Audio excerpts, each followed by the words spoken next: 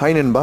இந்த தண்ணியில் 1 கிலோ மீன் நாங்கள் பிடிக்கிறதுக்குள்ளே அவர் முன்ன பிடிச்சிட்டு போன 1 கிலோவை க்ளீன் பண்ணிட்டே வந்துட்டார். அதனால் நீங்களே பிடிங்க இந்த இதையும் அப்படின்னு சொல்லிட்டோம். அவர் வந்தோடனே அந்த வெள்ளை மீன் ரோகை பிடிச்சிட்டாரு. நின்ன இடத்துல அவர் 2 மீனையும் பிடிச்சிட்டாரு. நம்ம சுற்றி 3 டைம் சுற்றிட்டோம் அந்த படகை. ஒரு மீன் கூட பிடிக்கல. இருந்தாலும் ஒரு கருப்பு மீன் அவருக்கே டஃப் கொடுத்துருச்சு. அது இப்படி போனால் அப்படி போயிடுது, அப்படி போனால் இப்படி வந்துடுது. விடுவாரா? அவருக்கு தான் எக்ஸ்பீரியன்ஸ் இருக்கே, கப்புன்னு பிடிச்சிட்டாரு. இந்த மாதிரி அனுபவம் இருந்தால் கமெண்டில் சொல்லுங்கள் நண்பா. நமக்கு ஒரு புது அனுபவமாக தான் இருந்துச்சு. வெயிட் பண்ணுற நேரத்தில் இந்த மாதிரி பிடிச்சி கொண்டு போகிறது நல்ல ஒரு டெக்னிக்காகவும் நல்ல ஒரு மார்க்கெட்டிங்காகவும் இருக்குது. அப்புறம் என்ன, எப்பயும் போல் டக்குன்னு எல்லாத்தையும் க்ளீன் பண்ணி 2 பேரும் ஃபாஸ்ட்டாக கொடுத்துட்டாங்க. அதை எடுத்துகிட்டு போய் நம்ம வீட்டில் சுத்தமாக க்ளீன் பண்ண ஆரம்பிச்சிட்டேன்.